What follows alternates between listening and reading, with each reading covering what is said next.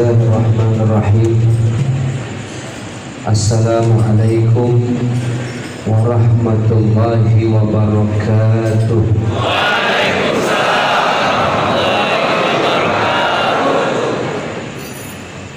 Alhamdulillah, assalatu wassalamu ala rasulillah, la hawla wa la quwwata illa billah. Subhanallah walhamdulillah wa la ilaha illallah wallahu akbar. Allahu akbar walillahil hamd. Yang saya hormati dan semoga senantiasa dimuliakan oleh Allah Subhanahu wa taala, para ayahanda, ibunda semua yang hadir di sini. Wabil khusus ayahanda Maijen TNI Dr. Tugas Ratmono SPS Mars MH. Subhanallah, ini titelnya bererot aneh. Dan ayahanda yang lain semuanya, ini bukan tidak mau saya bacakan, tapi banyak tulisan tangan, saya keder ini bacanya. Insya Allah walaupun tidak saya sebutkan satu persatu, semoga kita semua diberi kesehatan yang terbaik oleh Allah Subhanahu wa taala. Kemudian ada sahabat saya Mukarram wal Muhtaram Kiai Haji Ayah Usman, beliau hadir di sini. Nanti ada sahabat saya Al-Ustaz Fadlullah, kita mengenalnya dengan Usfat. Memang kalau Ustaz zaman now itu nama-namanya banyak yang disingkat. Dulu Ustaz Jeffrey Al-Bukhari jadinya Uji. Dulu ada Ustaz Guntur Bumi jadinya UGB. Ada Ustadz Solmed, sahabat saya, yang namain juga Ustadz Uje dulunya. Saya berdua sering gabung sama almarhum Uje, pas lagi ngumpul Uje yang namain. Kata Uje, dulu namanya masih Ustadz Soleh. Ustadz Soleh, ente namanya siapa ya? Soleh Mahmud. Oke, anak namain Solmed. Itu mednya dari mana? Kan Soleh Mahmud ya. Oh iya benar. Nah, lempongan saya nggak enak. Ente namanya siapa ya? Zaki Mirza. Ente aneh namain Ustadz Jaim. Oh jangan Kiai, ntar gak ada yang manggil ceramah saya. Akhirnya alhamdulillah banyak juga nama-nama Ustadz sekarang yang subhanallah mengambil lakop dari para jagoan. Ada sahabat saya Ustadz Jaka Tingkir, nama aslinya Al-Ustadz Ihya Ulumuddin. Ada Ustadz Jaka Taruk, ada Jaka Sembung, ada beneran, Jaka Geledek ada, Ustadz Megaloman ada, yang parah sekarang ada di Tangerang Ustadz Jablay.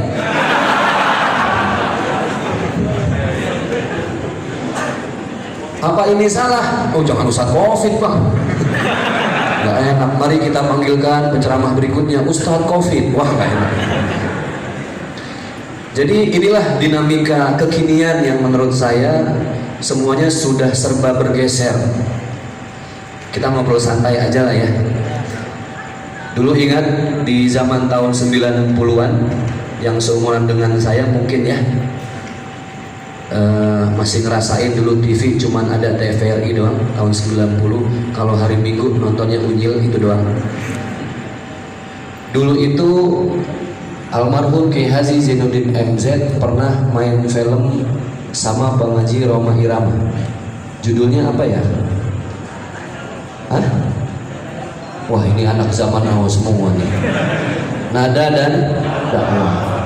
Pak Kiai almarhum Zainuddin MZ main film masih batasan wajar, diprotes habis-habisan saat itu di masanya. Muncullah Agim dengan metode dakwah yang sedikit menghibur. Kemudian muncullah UJ pendobrak dakwah anak-anak milenial, terkenal dengan baju gaulnya dulu Ustadz Gaul, dan sekarang terus seperti itu. Artinya saya mau bilang dunia dakwah itu begitu luas. Contoh, saya sedih kalau lihat di YouTube jarang banget urusan agama jadi trending. Betul nggak? Yang trending itu artis-artis Korea, Blackpink, CS. Saya dikerjain sama temen saya, sama anak saya punya TikTok. Abi bikin TikTok dong, saya ceramah, dimasukin lagu sama dia. Saya kagak tahu lagunya apa ya. Pas saya posting pada komen, Ustadz, Blackpink lovers. Nggak taunya lagunya lagu Blackpink, dasar bocah ya. Saya heran loh, Bapak Ibu, kalau kita mau jujur dunia dakwah sekarang, nanti kita masuk ke masalah COVID-nya. Saya mau bahas gemes banget nih dengan dunia digital kita. Pertama, kalau kita bikin konten ceramah di YouTube, pengalaman saya Pak, kalau Ustadz Abdul Somad beliau beda lah ya. Ustadz Adi Hidayat beliau sudah punya viewers yang jumlahnya jutaan. Kalau kayak model saya, Ayah Usman, ada lagi Kiai saya baru kenal namanya Kiai James Bon, jaga masjid sama kebun. Ada itu orang Bekasi. Sebelahnya lagi ada lagi nggak mau kalah Ustadz James War, jagain masjid sama warung. Ada apa ya? Subhanallah, saya, Ustadz Usman, Ustadz Fatullah, Ustadz yang lain, kalau bikin konten ceramah Pak, alhamdulillah subscriber saya sekarang udah 180.000. Jadi jangan lupa like, comment, and subscribe.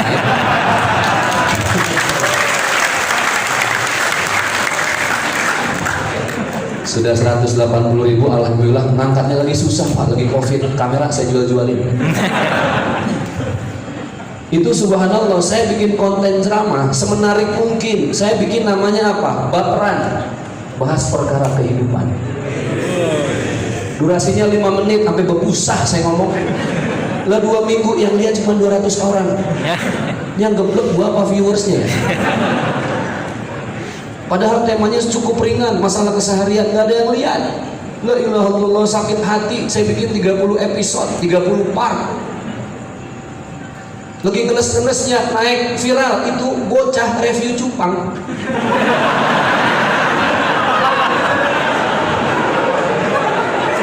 Yang lihat jutaan Bang. Allahu Akbar. Tahu begitu gue review aja cupang ya. Oke lah, masih ada gerakannya kalau review cupang. Yang lebih gila lagi, zaman sekarang orang bengong 2 jam viral. Bener nggak? Bengong aja, yang nonton jutaan. Saya mikir, ini viewersnya apa orangnya yang PA ya? Coba trending per hari ini, saya rutin. Saya selalu ngecek trending kekinian. Gosip yang paling rame, yang lagi trending nih, aduh ampun, saya dikejar wartawan kemana-mana. Ustadz, Kimul nikah lagi, bodo amat.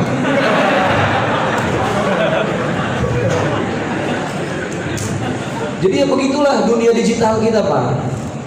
Nah makanya saya berharap teman-teman, ketika kita punya handphone, laptop, dan lain sebagainya, yuk sampaikan nilai-nilai kebaikan semampu kita. Balighu anni walau ayat, walaupun 1 kalimat, kalau itu kebaikan sampaikan. Dengan gaya kita, nggak usah malu. Kita kan malu ya, cuek aja, masa kalah sama ada apa Atta Halilintar. Betul nggak?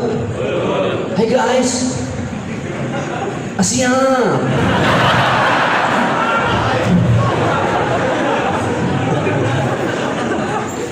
Ya Allah ya Karim. Makanya bukan apa-apa Bang, saya jujur, saya selalu posting di Instastory saya, di feed saya konekin ke Facebook, kan ada pilihan ya, berbagi langsung ke Facebook. Saya update lagi di status WA saya ketika saya punya kebaikan-kebaikan yang harus disampaikan kepada orang lain. Netizen jangan peduliin, karena betul maha benar netizen dengan segala komennya. Kita serba salah loh. Orang aja berbuat dosa berani, apalagi kita berbuat kebaikan harus berani, Bang. Ya Allah ya Karim ya Mujib ini. Saya ngecek trending nomor 1 itu sekarang gamers. Betul nggak? Puluhan juta itu subscriber dan viewernya. Nah maka subhanallah, di kesempatan yang mulia ini saya mau membuka wacana tentang dakwah digital, apalagi dengan keadaan COVID-19 sekarang. Saya dari pagi Pak ini baru keluar ya di tempat ini aja, sebelumnya Zoom. Satu tadi ada Zoom bersama sambil Quran, judulnya Final Battle. Wih, kayak komika itu ya. Padahal tentang Rasulullah, bagaimana seorang anak menceritakan kisah Rasulullah yang orang jarang dengar dengan ekspresi dia. Ada yang bawa boneka, ada yang suaranya berubah-berubah. Saya bilang ini yang harus trending. Kan sekarang enggak Pak. Apapun yang dibahas, podcast sekarang yang lagi ramai. Yang paling tinggi podcastnya siapa Pak? Oh, hafal ya, heran gue. Deddy Corbuzier itu podcast paling tinggi. Podcast agama ada nggak? Ada, tapi tidak bisa menyaingi mereka. Bagaimana caranya? Inilah tugas kita. Nah makanya subhanallah Bapak Ibu yang berbahagia yang dimuliakan oleh Allah Subhanahu wa taala, maksud saya handphone ini bisa kita gunakan, cuman hati-hati dengan video dan gambar yang bisa membuat hoax. Ada yang nanya, Ustaz, hukum orang hoax itu bagaimana? Orang hoax kira-kira kalau dia menyebarkan berita masuk surga atau enggak? Saya bilang orang yang bikin hoax masuk surga, tapi surganya juga hoax.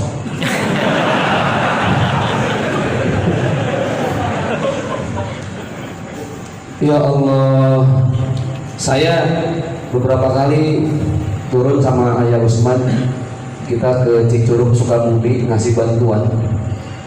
Itu saya banyak bikin program Bang. Saya orangnya suka dengan kegiatan anak-anak muda. Contoh, saya bikin kegiatan namanya Darling, dakwah motor keliling. Jadi saya ceramah sama komunitas NMAX, bahkan komunitas Harley Davidson, sampai komunitas motor hampir Davidson ada. Hampir Davidson. Saya coba rangkul semua, kalau ternyata dakwah itu ya bisa disampaikan dengan cara apapun. Kemudian saya sekarang lagi gencar juga bikin satu program namanya Wakuncal, Wakaf Quran Cari Akhirat. Saya baru bikin lagi per hari ini, nyari nama apa yang bagus. Ketemu tadi siang, Rebana, rame-rame bagiin mukena. Saya mau bikin lagi ntar, oh banyak. Jadi maksud saya Bang, yuk kita ini anak muda, jadi harus kreatif, dakwah, berbagi kepada siapapun. Waktu kejadian di Palu Pak, musibah, Petobo, Donggala, di daerah Sulawesi apa itu Palu ya? Sulawesi Tengah. Setelah kejadian dari Lombok, saya ke sana. Itu yang saya ajak, bukan relawan-relawan Pak. Yang saya ajak ustadz-ustadz kampung yang belum pernah turun ke tempat bencana dan belum pernah naik pesawat. Saya bohongin ustadz-ustadz. Saya bilang, Ustadz, kita mau ngasih bantuan, uang dapur aman buat keluarga. Kita naik pesawat, Ustadz, naik pesawat. Yang ada bambunya kan iya. Mungkin maksud dia pesawat komersil gitu. Itu saya kerjain Pak. Kalau nggak salah naik dari Halim itu saya naik Hercules, ya Bang ya. Saya naik Hercules, itu ustadz-ustadz ada 12 orang. Ah bukan, gelombang pertama 6 orang. Pas lihat pesawatnya, kok pesawat Lion loreng ya? Saya bilang nih Lionnya lepra kali. Itu kita berangkat ke sana, ustadz biasa ngaji, kita ajak ngasih bantuan. Allahu Akbar, stres Pak. Itu kita H+3, baru turun dari bandara itu tenda di mana-mana. Saya bilang sama ustadz, ini baru dakwah. Kita kalau ceramah di panggung kiai, siapa yang nggak enak pulang dikepelin, berkah dianterin, bener nggak? Ya Allah, Tapi kalau begini, ini benar-benar dakwah. Itu kita memang, saya bawa Ustadz buat ceramah di mana-mana, buat trauma healing kepada korban. Dan subhanallah, Bapak Ibu yang berbahagia, nyampe di sana kita nggak tidur di dalam gedung, di luar gedung. Saya kerjasama sama Ampuri, asosiasi umroh dan haji yang resmi ya. Kemudian sama Bank Permata di Palu. Kita nggak tidur dalam, takut masih gempa. Pas subuh azan, saya ambil air wudhu di gedung. Saya tanya sama teman saya yang di Bank Permata Palu, ini kita sholat subuhnya di dalam gedung apa di luar? Di dalam gedung aja Ustaz. Loh, kalau nanti kita gempa bagaimana? Tidak apa-apa Ustaz. Orang Sulawesi itu manggil Ustaz. Iya, betul ya? Makanya pas saya sampai di Palu, Assalamualaikum, saya juga Waalaikumsalam.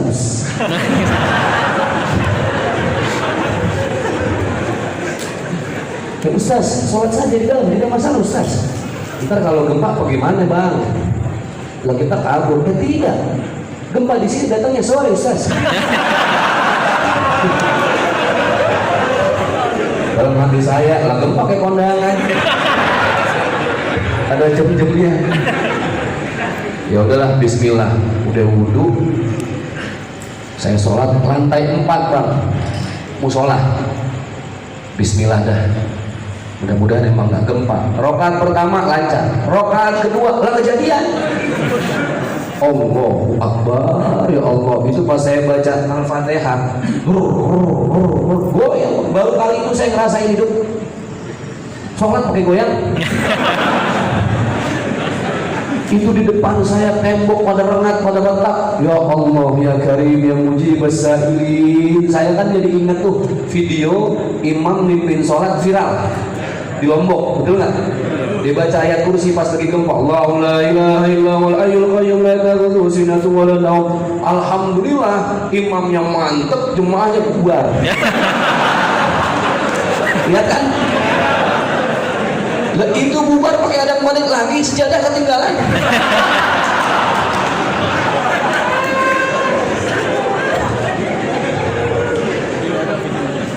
Saya kan ngelihat video yang viral di Lombok, saya mau ngikutin dong. Saya baca ayat kursi ini, tapi takut juga bang, jujur baru kali itu. Saya kan jarang, orang Betawi kan betah di wilayah, di kita jarang-jarang ada gempa kan. Ya Allah, ini saya bilang, ini kalau yang lain kabur nih, gue kabur nih.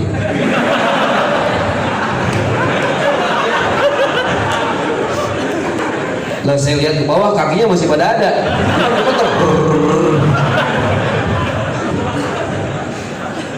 Dia bilang, wah jangan kabur, gue tengsin nih. Udah mantap dah tuh bacain. Itu seumur hidup saya sholat, baru kali itu sholat paling khusyuk. Lalu pengen mau mati. Masa iya mau mati sholat gak khusyuk? Kan kebangetan kalau kata orang Betawi, ilok mau mati sholat gak khusyuk. Ya Allah, selesai sholat itu teman-teman saya dari Bank Permata 4 orang. Saya tanya kan, abang, kenapa abang tidak kabur tadi?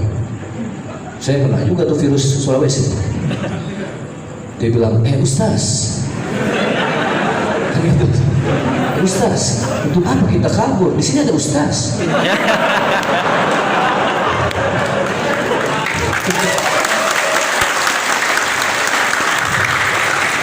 Ustaz hidup, kita hidup. Ustaz mati, kita mati. Ustaz masuk surga, kita ikut.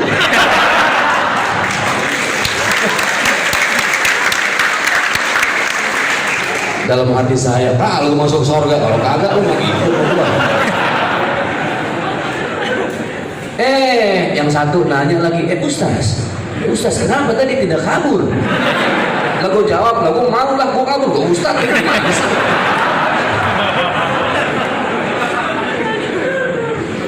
Ya Allah bang, kita 4 hari di sana, makan seadanya.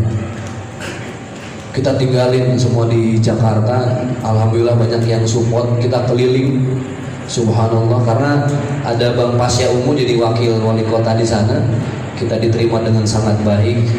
Dan saya amat menyayangkan saat itu banyak para pendakwah yang berceramah, tetapi ketika menyampaikan sesuatu justru lebih menggiring masyarakat yang kena musibah untuk benci pihak lain, entah itu pemerintah atau pihak-pihak yang lain lah.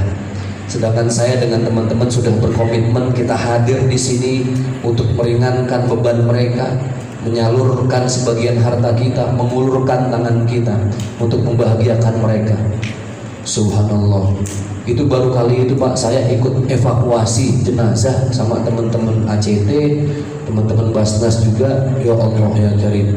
Ada 3 hari jenazah tertimbun puing, tangannya doang, anak perempuan umur 17 tahun. Itu pas diangkat puingnya ininya udah remuk, udah busuk. Allahu Akbar walillahil hamd. Ada yang nanya sama saya, Ustaz, kita kena musibah nih, tsunami, tanah longsor, itu sebenarnya gimana cara pandang yang baik dan bijak? Hadirin Bapak Ibu yang berbahagia, ayahanda ibunda, contoh COVID-19. Ada orang yang sudah baik, ya, dekat sama Allah, tahajudnya rajin, sedekahnya nggak pernah putus, puasa sunnahnya istiqomah, kena COVID.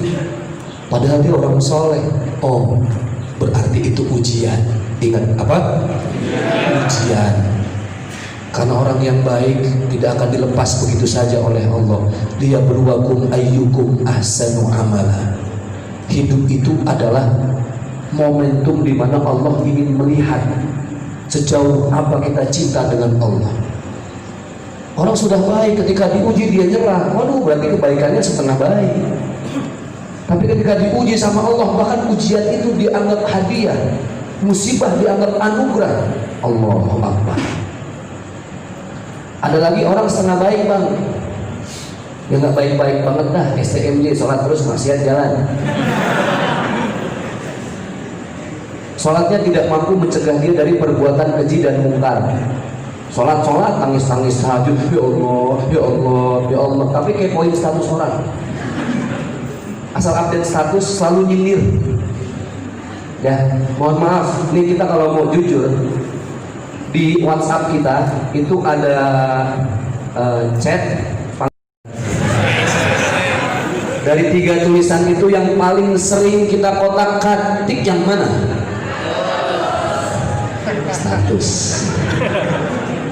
Status di WhatsApp itu kalau orang baru update status pasti banyak gambar-gambar titik-titik hijaunya ya. Kita kepo. Ada temen yang paling kita benci baru update status. Ini serba salah. Gue lihat, gue ketahuan, gue ngebuka. Betul nggak? Gue nggak lihat, gue nggak bisa tidur. Caranya gampang, screenshot, lihat di galeri, di zoom. Ustaz pengalaman ya pengalaman dong. Ya Allah, itu teman yang baru kita benci, yang lagi kita benci sebenci-bencinya kita sama teman sama manusia. Ini teman paling kita benci. Ya Allah, update statusnya lagi jalan-jalan di Eropa. Waduh, langsung kita nyinyir. Apa kata kita? Iya elah, bimoli bibir monyong 5 cm. Lagu amat lu, tibang begitu aja jalan-jalan ke Eropa, sombong, update status di WhatsApp. Gua kemarin 3 hari 3 malam biasa aja liburan di Citayam. Jadi maksud saya, ya itulah kita. Ini saya jadi cerita WhatsApp tadi dari mana ujungnya ya? Ujian. Ketika orang baik kena COVID itu ujian, Pak. Karena derajatnya akan diangkat oleh Allah Subhanahu wa taala. Jadi jangan kita merasa lemah. Apalagi kita yang bekerja di sini sukarelawan karena Allah. Ingat, akan menjadi sia-sia kerja keras kita kalau tidak kita imbangi dengan ibadah dan doa. Jangan ngurusin orang lain tapi memperbaiki diri sendiri lupa. Bagaimana caranya? Gampang. Nanti kita bahas. Ada orang setengah baik, sholatnya belum bisa membenahi dirinya jadi lebih baik. Terus kena COVID juga Ustaz. Apakah itu ujian? Itu bukan ujian, itu teguran. Nasihat lagi dicewer sama Allah. Kenapa? Supaya dia mau berubah lebih baik lagi. Ada ustadz bader banget, nggak pernah taubat, kena banjir bandang, rumahnya hilang, bangga nganyut, ranjang nganyut, bininya ikut nganyut. Kagak pernah taubat juga, kena covid. Itu bukan ujian, bukan teguran, itu hukuman.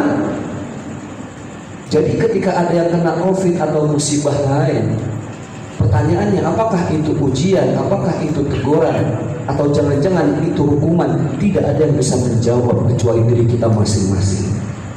Itu kuncinya, Pak. Jadi tidak usah nuduh, oh itu mah azab tuh, temen jatuh dari motor, wah azab lu, sumpah azab lu kemarin ngebully gue lu. Jangan, Pak. Kita nih kan dikit-dikit di deket sama azab, ya gara-gara sinetron sih. Subhanallah, sinetron kan kasihan ya. Ibu-ibu selalu dagang online, mati digotong JNT.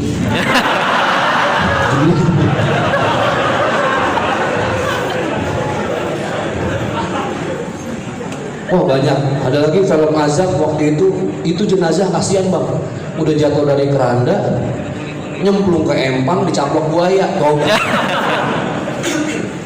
akhirnya kita terkenal dengan adegan-adegan kayak gitu. Jadi subhanallah, abang-abangku yang berbahagia, mbak-mbak semua, sohib-sohib santuy yang dimuliakan oleh Allah Subhanahu wa taala. Jadi keberadaan kita di sini supaya tidak menjadi sia-sia. Mari petik hikmah dari orang yang dipilih sama Allah untuk dititipin sakit. Makanya mahkotanya manusia itu bukan harta, Bang. Mahkota manusia bukan jabatan. Mahkota manusia itu bukan fisik, tubuh yang gagah, ganteng, tegap, tidak. Yang namanya manusia kan lama-lama, kata almarhum Kiai Zainuddin MZ, kulit mulai kendur, uban bertabur, pandangan lamur, gigi mulai gugur. Makan cuma makan bubur. Kalau cuma makan bubur, tanda-tanda deket ke liang gugur. Urusan mati aja lagi. Jadi apa yang mau dibanggain coba? Ternyata mahkota manusia bukan harta, bukan jabatan, tapi mahkota manusia itu sehat. As-sihhatu tajun ala ru'usi sihah la yaraha illa al-marad. Cuman sehat itu gak berasa mahal kecuali kalau kita udah sakit. Gak usah jauh-jauh bang, saya ngalamin. Saya mungkin kalau ayahanda ada yang di dunia kedokteran, tolong dilurusin kalau saya salah ya. Saya ini hampir 3 tahun yang lalu divonis sama dokter ketika saya datang ke ahli darah, saya ada penyakit namanya polycythemia vera, kekentalan darah tapi genetik, nggak bisa disembuhin tapi bisa diantisipasi. Jadi darah saya ini Pak kalau dicek sebulan sekali HB-nya tinggi terus, 17, katanya sih normalnya 15 ya, saya 17,5, kadang sampai 18. Dan per malam ini nih saya udah harus ambil darah, dan kekentalan darah itu nggak enak. Ini urusan darah doang ya. Ya Allah, darah itu kan di semua tubuh kita 99% lebih. Apa kena pisau yang keluar apa? Darah. Cantengan mana bang? Ya campur ya. Udah cantengan, udah kita lilit pakai perban, kayak pakai sorban, biar naik angkot orang lihat gitu, masih keinjak juga sama yang sebelah, biar belum mau menjret jempol. Semua darah, semua keluar dari darah. Saya bang, kalau kekentalan darah ini minum obat pun dia tetap kental. Makanya solusi satu-satunya buat penyakit saya satu, plebotomi, istilah kedokteran, ambil darah, buang darah yang kental dan gak bisa didonorin.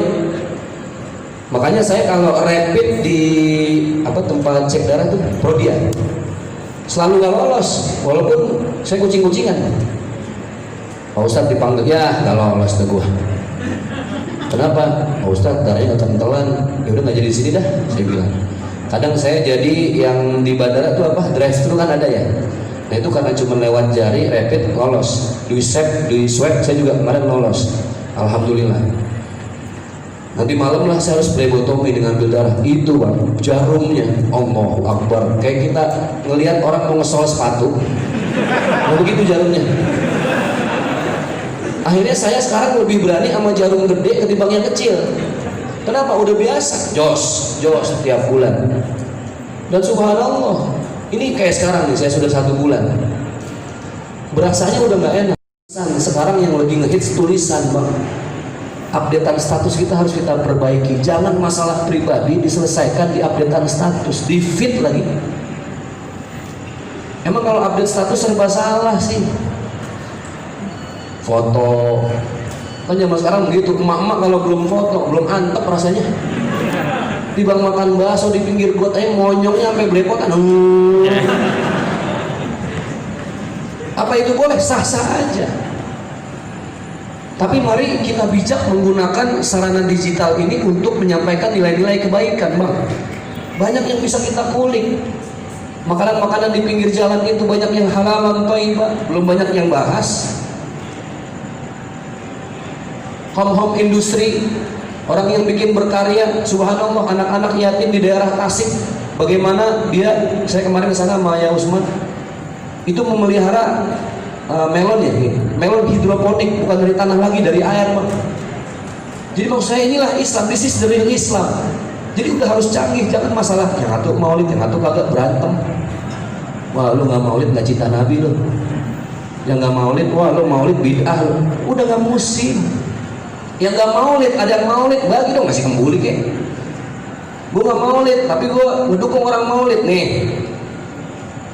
Air mineral sepabrik gue kirim. Dia datang mabuk-mabuk sama tuh air. Yang kita yang maulid, jangan menyangka yang tidak maulid tidak cinta Rasul. Enggak Bang. Sekarang udah nggak usah pusing sama perbedaan. Kita ini selalu pusing sama perbedaan.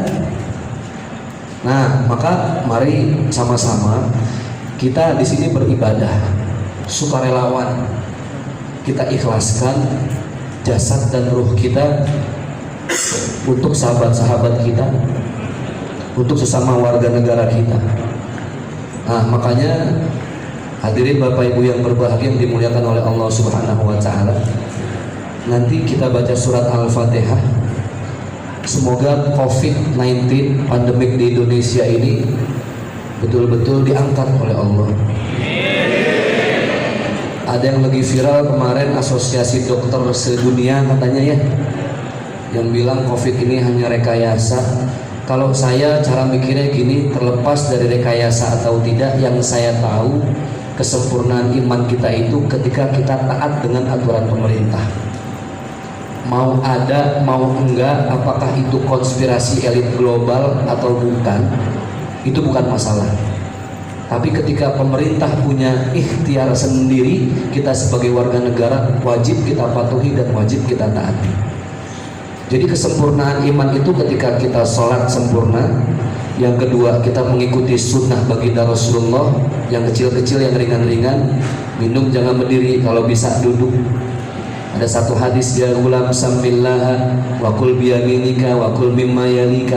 Hal yang ringan dicontohkan oleh baginda Rasulullah. Kalau mau makan sambillah, sebut nama Allah. Wa kul biyaminika, jangan lupa tangan kanan. Wa kul mimma yalika, ambil yang paling dekat dari kita. Itu kan etika dan adab, kita contoh. Tapi jangan lupa juga, jangan bukan sekedar sholat, bukan sekedar kita mengikuti cara Rasulullah makan dan minum. Wa ulil amri minkum, kesempurnaan iman kita adalah ketika kita taat terhadap peraturan Allah. Contoh yang kecil, tahajud nangis, mengikuti sunnah baginda Rasulullah, subhanallah, di jalan nggak pakai helm. Itu masuk ke dalam ketidaksempurnaan iman. Jadi inilah hebatnya konsep Islam. Kenapa? Islam itu mengajarkan kita bukan hanya taat kepada Allah, bukan hanya mencontoh akhlak Rasulullah, tapi bahkan terhadap aturan undang-undang yang berlaku kita harus taat. Kita ke Singapura lihat Pak, biar kata sepi juga. Kan kalau orang nyebrang ada lampu merahnya di Singapura ya. Itu mah kalau merah ya merah. Kalau kita kan kagak. Jangan orang motor merah, lihat wah kosong nih, geber. Naik motor bertiga. Ditilang sama polisi. Woi, SIM ada. Kemudian KTP ada, aman, STNK ada. Kenapa naik motor bertiga? Berempat nggak muat pak. Kamu lampu merah, kok jalan terus? Ya kan saya nggak tahu ada bapak di sini. Jadi taatnya itu bukan karena Allah, tapi karena memang hukuman. Nah makanya itulah di kesempatan Maulid baginda Rasulullah SAW, sama-sama kita bermuhasabah. Nanti kita kirim di surat Al-Fatihah. Tapi nggak panas karena dia udah agak mampet, darahnya harus dikeluarin. Ini cuma masalah darah, ya Allah ya Karim. Makanya kita pola makan nggak sehat juga sih ya. Sekarang kalau belum sarapan, kalau belum kena pizza hut lah. Itu anak saya, Abi aku mau sarapan spaghetti. Inilah anak sekarang, kita makannya udah serba canggih. Penyakit ikut canggih, namanya ribet.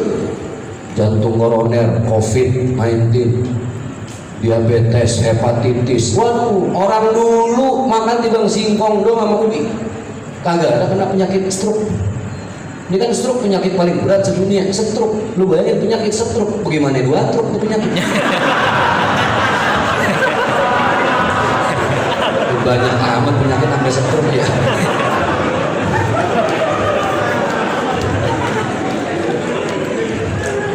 Ya Allah, orang dulu nggak ada. Tanya aki-aki, engkongnya di rumah ada kena penyakit diabetes? Kagak ada. Makan ubi geplak, kembang goyang, nasi ulam dah. Semur jengkol, sehat. Paling penyakit ini, mohon maaf, korengan, belekan. Yang paling parah yang 4 ATK itu keremian. Kebanyakan makan kelapa, digaruk di pantat, garuk. Bagi zaman SD kan begitu ya, ingat nggak bang? Wah lu keremian, kebanyakan gadoin kelapa tua lu ya. Coba lihat pola makan. Nah itulah kenapa kita memperingati Maulid baginda Rasulullah SAW untuk mencontoh kemuliaan akhlak bang. Rasulullah mah dilihat dari sisi manapun serba hebat. Dari sisi kepemimpinan Rasulullah paling hebat pak. Satu-satunya pemimpin yang ketika wafatnya tidak mencari istri, tidak mencari keluarga, tidak mencari senjata, yang dicari siapa? Umat. 1945 di Berlin, Hitler, pemimpin Nazi, tewas, dia bunuh diri, kepalanya ditembak sendiri. Kemudian dia tewas dengan siapa? Di sampingnya ada istrinya Eva Braun. Konon sejarah mencatat dia meninggal karena nelen sianida. Jadi yang namanya sianida ada bukan sekarang aja pak. Dari zaman Hitler udah ada. Meninggal, tidak bisa hidup tanpa istrinya Eva Braun. Tuh, Napoleon Bonaparte, the Lion of Europe, singa dataran Eropa, ketika mau wafat yang dicari apa? Senjata-senjatanya yang dipakai menaklukkan belahan-belahan dunia, dia cari waktu mau wafat. Allahu Akbar. John F. Kennedy ditembak. Di Mesir ada lagi Anwar Sadat, 6 Oktober ditembak juga. Tapi baginda Rasulullah SAW, ya Allah, kemuliaan akhlaknya, tutur katanya, lisannya paling jujur, paling baik, tidak pernah menyakiti perasaan orang lain, bergaul dengan siapapun. Rasulullah bergaul dengan orang yang sepuh, siapa? Abu Bakar Siddiq, tempat beliau curhat, berkeluh kesah. Rasulullah juga bergaul dengan mantan preman Asadus Sohro, siapa bang? Umar bin Khattab, mantan preman yang konon sejarahnya kalau dia lewat jangankan manusia, setan kabur. Sekarang kita lihat setan baca ayat kursi, dulu setan lihat Umar baca ayat kursi. Percaya nih. Rasulullah bergaul dengan mantan preman, bahkan menjadi sahabat. Rasulullah bergaul dengan pengusaha, Utsman bin Affan, pengusaha kaya raya, seorang entrepreneur, tapi imannya mantap. Bahkan Rasulullah bergaul dengan anak milenial, Ali bin Abi Thalib. Wa qala Nabi sallallahu alaihi wasallam, apa kata baginda Rasulullah? Ana madinatul ilmi wa ali babuha. Aku ini kota ilmu, pintunya siapa? Ali. Tuh, kita ini Pak diajarkan sama Rasul bergaul dengan siapapun. Ada satu hadis yang begitu indah, yang menjadi tolak ukur kita dalam bergaul. Wa qala an-nabiy sallallahu alaihi wasallam, baginda Rasulullah beliau bersabda, laisa minna man lam yarham saghirana wa lam yuwaqqir kabirana. Kata Rasulullah, bukan umatku kalau ada orang yang enggak sayang sama orang yang lebih muda dan tidak hormat sama yang lebih tua. Itu ukuran akhlak. Dan inilah Islam. Makanya jelas tadi saya sampaikan, inna sholata tanha anil fahsya'i wal munkar. Dengan sholat, harusnya sholat kita mencegah kita dari perbuatan keji dan munkar. Allahu akbar walillahil hamd. Makanya saya kadang miris lihat zaman sekarang, kita jauh dari apa yang dicontohkan oleh baginda Rasulullah. Tadi saya ditanya, ada wartawan dari Trans TV atau Trans 7 tuh, sebelum kesini tanya, Ustadz mau wawancara, ya udah ikut aja. Ke mana? Wisma Atlet. Ustadz kena COVID? Mana Jim? Saya ditanya tadi, apa sih hikmah maulid? Satu, jangan cuma datang kemari, tapi pulang. Toh, sepupu saya kena COVID kemarin, kalau nggak salah di sini juga. Itu kan katanya kalau ngirim makanan nggak bisa banyak ya, disortir segala macam. Gimana sih rasanya orang lagi diisolasi terus dikirim makanan enak, kok bahagia. Orang di alam barzah begitu, dia tungguin. Cuma kan yang ditungguin bukan jeruk, yang ditungguin bukan manggis, yang ditungguin apa? Doa dan Fatihah. Makanya kata Rasulullah dalam hadis sahih, awaladin sholihin yad'ulah, anak yang soleh yang ngedoain kedua orang tuanya. Mari sama-sama kita berdoa. Terus saya mau tanya, ini nanti doa saja atau muhasabah sekalian ya? Mana wanitanya? Sekalian muhasabah. Baik. Kita awali dengan membaca surat Al-Fatihah, kemudian kita lanjutkan dengan istighfar. Ila hadratin Nabi Mustafa sallallahu alaihi wasallam. Al-Fatihah.